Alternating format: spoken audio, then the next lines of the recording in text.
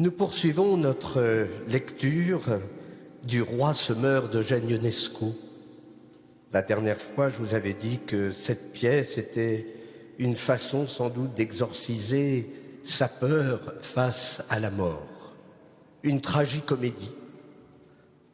Peut-être qu'avec l'humour, on arrive à prendre du recul sur la mort.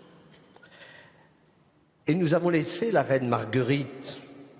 La reine Marguerite, c'est la voix de la raison, qui se prépare naturellement à annoncer au roi que sa mort approche et qu'il doit s'y préparer. Et c'est la garde qui annonce l'arrivée du maître des lieux. Sa Majesté le roi. Attention, Sa Majesté. Vive le roi. Grandiose, mais immédiatement la décadence. Où a-t-il semé ses pantoufles? Le médecin présente ses salutations. Je me permets de souhaiter le bonjour à votre Majesté, ainsi que mes meilleurs vœux. Mais la reine Marguerite nous annonce la fin prochaine. Ce n'est plus qu'une formule creuse. Le roi s'adresse alors aux deux reines, la reine Marguerite et puis la jeune reine, la reine Marie. Il s'adresse aussi au docteur. Il note tout ce qui se dégrade en lui et autour de lui, mais aucune allusion à sa mort prochaine. Il a mal au dos, il a mal à la tête. Il s'en prend aux nuages, pensant qu'il est encore le Tout-Puissant. J'avais interdit les nuages. Nuages, assez de pluie. Je dis assez.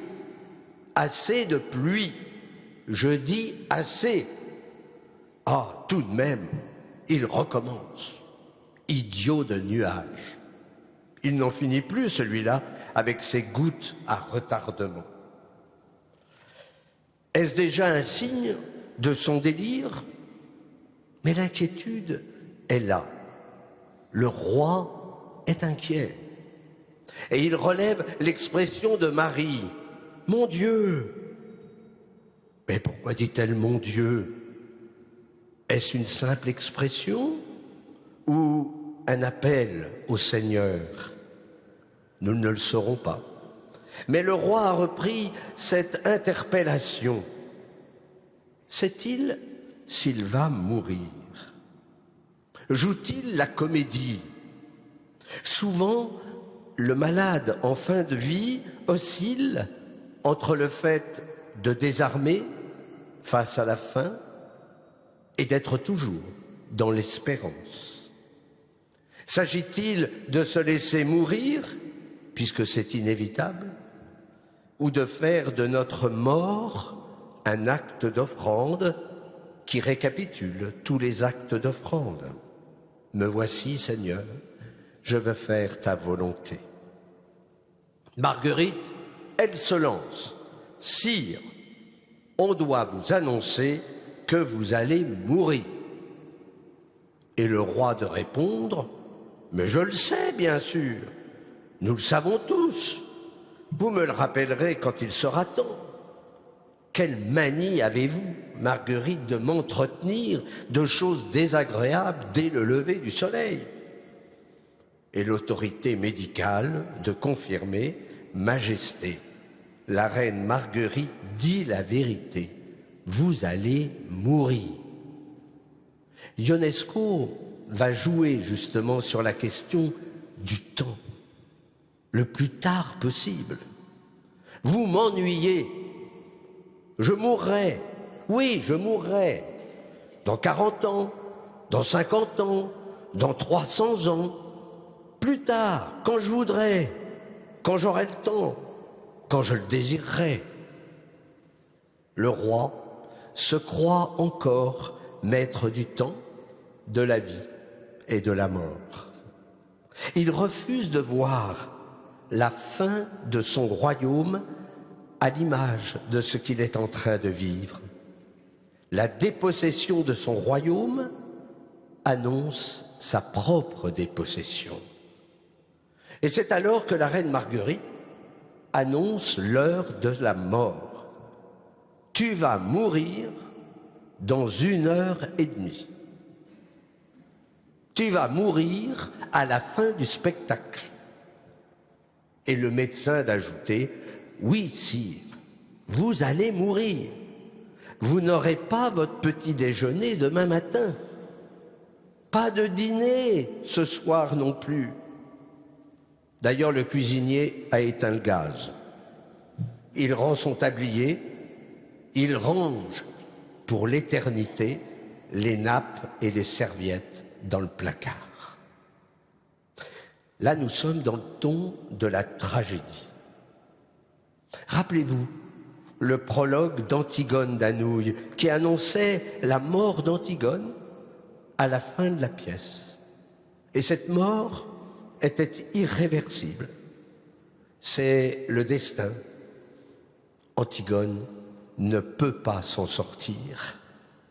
Et le roi va découvrir progressivement qu'il n'a plus le pouvoir, qui est le signe de sa fin prochaine. J'ordonne, dit-il plusieurs fois, mais aucun résultat. Pourtant, il essaie de se convaincre. J'ordonne qu'on entende les clairons. J'ordonne que les cloches sonnent. J'ordonne que 121 coups de canon se fassent entendre en mon honneur. Rien. Ah, si, j'entends quelque chose. Et le médecin de lui répondre, ce n'est que le bourdonnement de vos oreilles, Majesté. Tu vas mourir dans 1 heure 25 minutes, dit la reine. Et le médecin réplique, oui, sire, dans 1 heure 24 minutes 50 secondes. Ça y est, le compteur est déclenché. Et personne ne pourra arrêter la pendule. Cependant, le roi et la reine Marie voudraient bien reculer le temps. Que le temps retourne sur ses pas. Que nous soyons il y a 20 ans. Que nous soyons la semaine dernière. Que nous soyons hier soir. Temps retourne. Temps retourne, temps, arrête-toi. Et Marguerite de conclure, il n'y a plus de temps, le temps a fondu dans sa main. La mort est déjà là, puisque le temps n'est plus. D'ailleurs, le médecin l'accorde. En effet, il est plus mort que vif. Et Marie de constater la jeune reine. Hélas, ses cheveux ont blanchi tout d'un coup. Les rides s'accumulent sur son front, sur son visage. Il a vieilli soudain de 14 siècles. Le roi perd ses illusions. Les rois devraient être immortels. Et Marguerite de lui dire, ils ont une immortalité provisoire. On m'avait promis que je ne mourrais que lorsque je l'aurais décidé moi-même.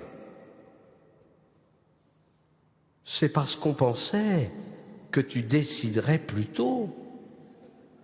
Tu as pris goût à l'autorité.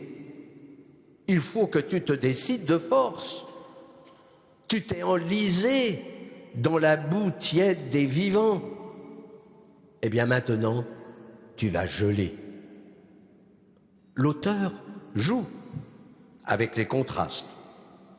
Oui, le roi est un mort-vivant.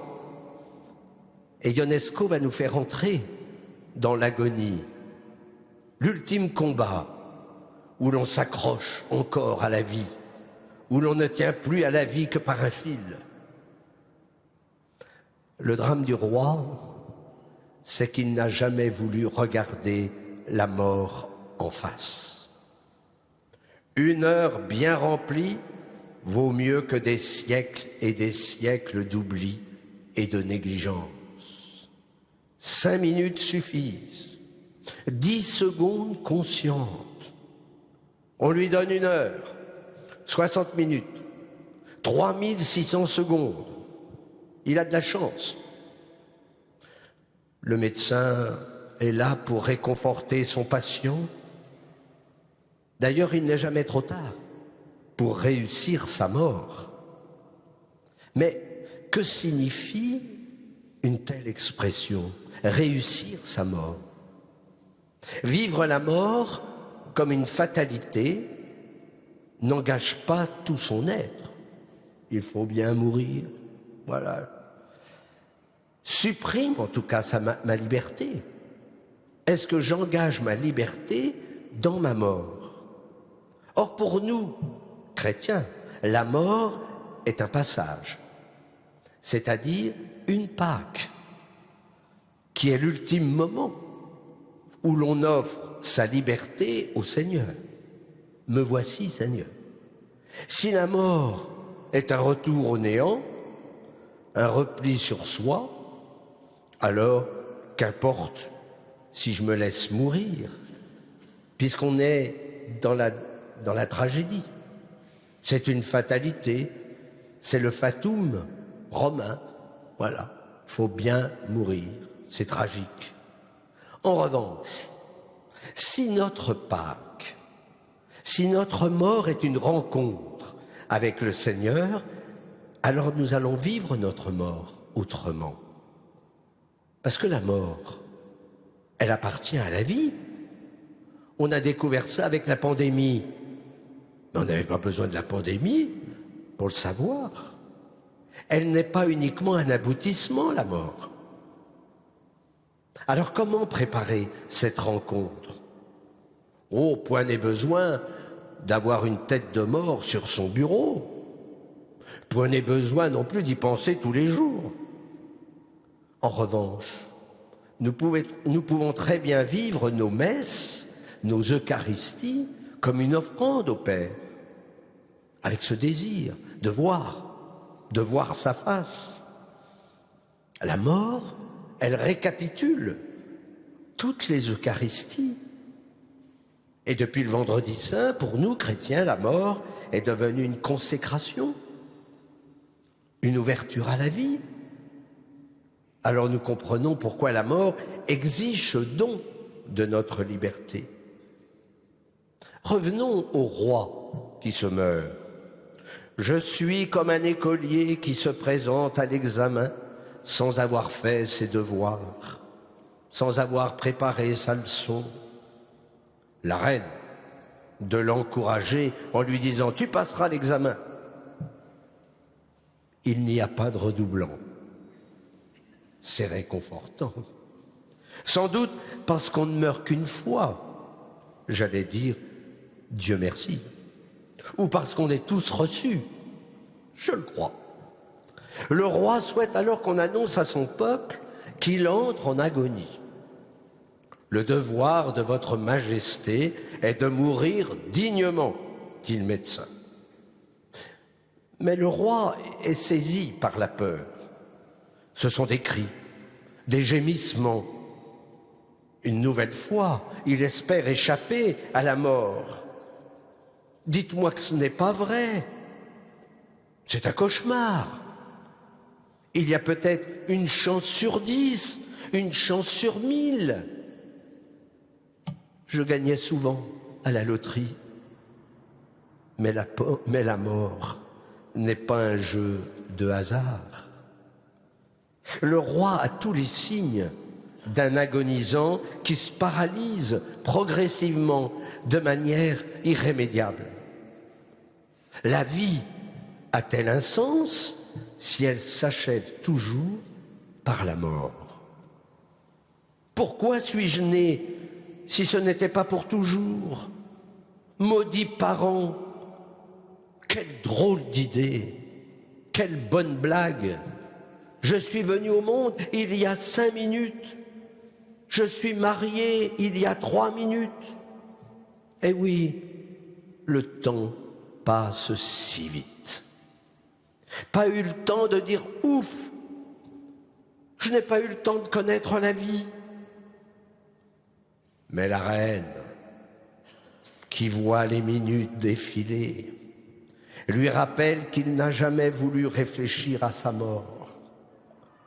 Il avait pourtant les plus grands savants pour lui expliquer, et des théologiens, et des personnes d'expérience, et des livres qu'il n'a jamais lus. Ionesco introduit ici la religion et les religieux. Ce sont en effet les théologiens qui peuvent nous faire entrer dans le mystère de Dieu et donc en notre propre mystère, puisque nous sommes créés à l'image même de Dieu. Posons-nous la question, mais pourquoi Dieu nous a-t-il créés? Parce qu'il s'ennuyait? Sûrement pas. Dieu nous a créés pour nous faire participer à son bonheur, à sa plénitude de vie, à sa divinité. Et c'est d'ailleurs pour cela que tous nous avons le désir d'être comme Dieu.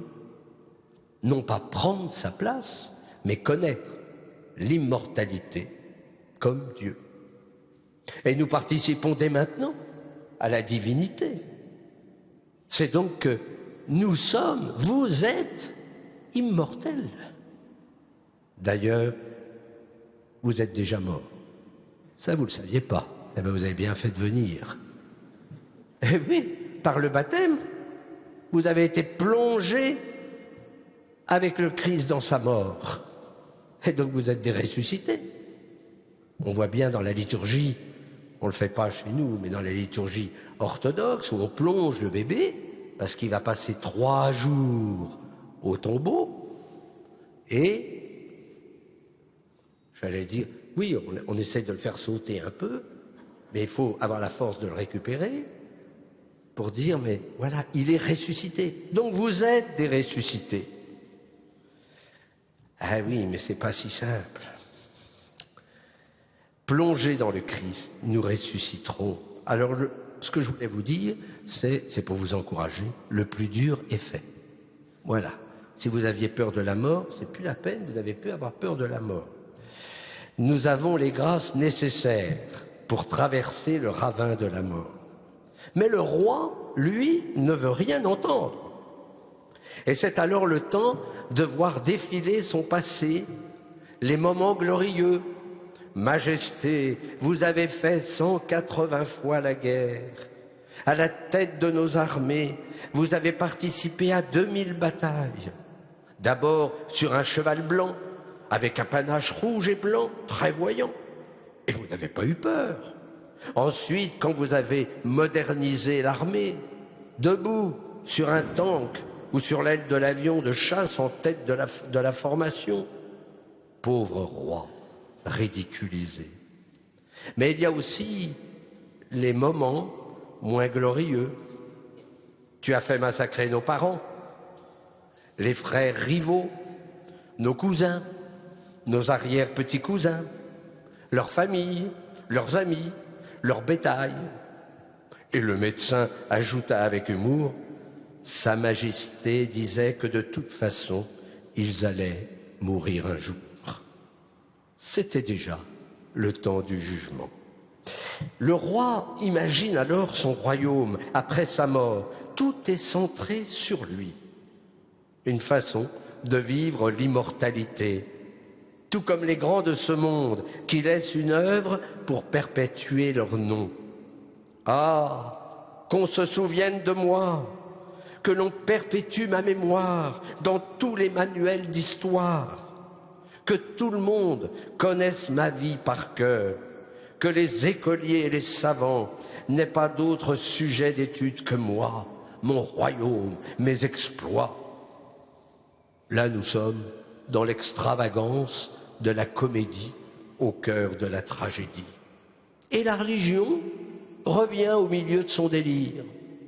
Un seul nom de baptême, un seul nom de famille pour tout le monde, que je sois sur les icônes, que je sois sur les millions de croix dans toutes les églises, que l'on dise des messes pour moi, que je sois l'hostie.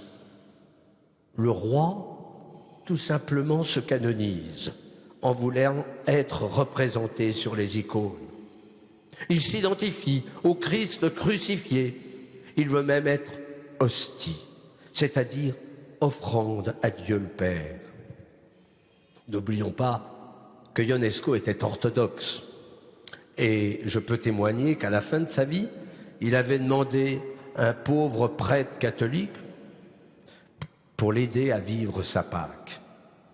La Reine Marie, comme en écho à la spiritualité de l'Orient, laisse-toi inonder par la joie, par la lumière. Sois étonné, sois ébloui. L'éblouissement pénètre les chairs et les os comme un flot, comme un fleuve de lumière éclatant. Il s'agit de la transfiguration de tout l'être. Nous retrouvons tous nos pères d'Orient, notamment ces pères du désert qui, morts, rayonnaient de cette lumière divine, visible à tous les habitants de la vallée. Je pense à saint Antoine du désert. Cette resplendissante aurore était en toi. Si elle l'est, elle l'est toujours. Retrouve-la en toi-même, cherche-la. Mais tout cela n'enlise pas malheureusement l'angoisse. Je meurs. Vous entendez? Je veux dire que je meurs. Je n'arrive pas à le dire. Je ne fais que de la littérature. La vraie question, elle est là. Vous tous, innombrables, qui êtes morts avant moi, aidez-moi. Dites-moi comment vous avez fait pour mourir, pour accepter. Aidez-moi à franchir la porte que vous avez franchie. Et comme une litanie, alors on évoque tous les morts. Vous, les morts heureux, vous avez vu quel visage près du vôtre? Quel sourire vous a détendu et fait sourire? Quelle est la lumière dernière qui vous a éclairé? Il faut que le roi s'abandonne. Il entre en agonie. Il commence à délirer. Alors le roi évoque le quotidien, il s'en émerveille, car tout se simplifie, comme c'est merveilleux. Tu sors ton porte-monnaie, tu payes, on te rend la monnaie. Au marché, il y a des aliments de toutes les couleurs, salade verte, cerises rouges, raisins dorés, aubergines violettes, tout l'arc-en-ciel. Extraordinaire, incroyable, un conte de fées. Proche de la mort, ce qui est simple est source d'émerveillement. Il est vrai que nous avons l'art de tout compliquer et de ne plus voir ce qui est bien et bon. Mais il faut aider le roi à mourir de sa mort et non plus de sa peur. Alors, Marie, la jeune reine, évoque l'amour. L'amour est fou. Si tu as l'amour fou, si tu aimes intensément, si tu aimes absolument, la mort s'éloigne. Si tu m'aimes, moi, si tu aimes tout, la peur se résorbe. L'amour te porte, tu t'abandonnes et la peur t'abandonne. L'univers est entier, tout ressuscite, le vide se fait plein. Et le roi de lui répond, je suis plein, mais de trop, je me meurs. Nous arrivons alors à la fin de la pièce. Le roi oublie tout. Il se rappelle de son lointain passé. Que restera-t-il de sa vie? C'est le médecin qui rappelle qu'il sera une page dans un livre de 10 000 pages que l'on mettra dans une bibliothèque qui aura 1 million de livres. Une bibliothèque parmi 1 million de bibliothèques. Et Juliette, la servante, de conclure, pour retrouver cette page, ce ne sera pas commode. Finalement, la vie d'un roi n'est pas grand-chose, surtout face à la mort. Et nous assistons à cette dépossession. Le roi ne reconnaît plus la reine Marie. Et la reine Marguerite d'ajouter, il regardera en lui, il verra mieux. Il n'est plus temps de chercher des visages, des villes, des forêts, mais bien plutôt lance ton regard au-delà de ce que tu vois, derrière la route, à travers la montagne, par-delà la forêt que tu n'as jamais défrichée. Et même s'il ne reste que quelques minutes, car le compteur tourne, il faut regarder au-delà des nuages pour voir le soleil. Le roi ne sait plus où il est. Il a perdu la notion du temps et de l'espace. Abandonné de tous, seule la raison incarnée par Marguerite demeure. La reine est là pour libérer le roi de toutes ses entraves. Il a du mal à s'abandonner. Ces boulets que tu traînes, c'est cela qui entrave ta marche. Tu n'as plus besoin de te défendre. On ne te veut plus que du bien. Et la reine évoquera-t-elle la rencontre avec Dieu? Un Dieu qui n'est pas vengeur. En effet, si Dieu est amour, comment faire naître en son cœur de la vengeance? Alors, penche-toi sur ton cœur, entre, il le faut. Comme un écho à Saint-Augustin, reviens vers ton cœur, car c'est là le lieu de la présence de Dieu, l'ultime préparation à voir Dieu face à face. Mais l'imagination est encore là. Son imagination est purement visuelle. C'est un peintre. Cette évocation nous rappelle, s'il en était besoin, que le roi, c'est bien Ionesco en personne qui imagine son agonie. Monte, monte, plus haut, encore plus haut, monte, encore plus haut, encore plus haut, encore plus haut. C'est l'ultime ascension. La pièce s'achève, le roi est seul sur scène. La reine, avant de disparaître, annonce la fin de l'agonie. Et voilà, tu vois, tu n'as plus la parole, ton cœur n'a plus besoin de battre, plus la peine de respirer. C'était une agitation bien inutile, n'est-ce pas? Tu peux prendre place. Là encore, ces derniers mots ont peut-être une connotation évangélique. Tu peux prendre place dans le royaume. Ionesco, en écrivant cette pièce, je vous l'ai dit, veut exorciser son angoisse et la peur de la mort. Et cette pièce fait écho à une pièce de Beckett, fin de partie. Mais nous retrouvons ce thème chez Bernanos, notamment dans les dialogues des Carmélites, où l'on assiste à l'agonie de la prieure. On pense aussi à l'agonie du curé dans le journal d'un curé de campagne. Ionesco s'est décrit dans ce protagoniste dérisoire qui, avec obstination, tente de retarder l'issue fatale. Merci.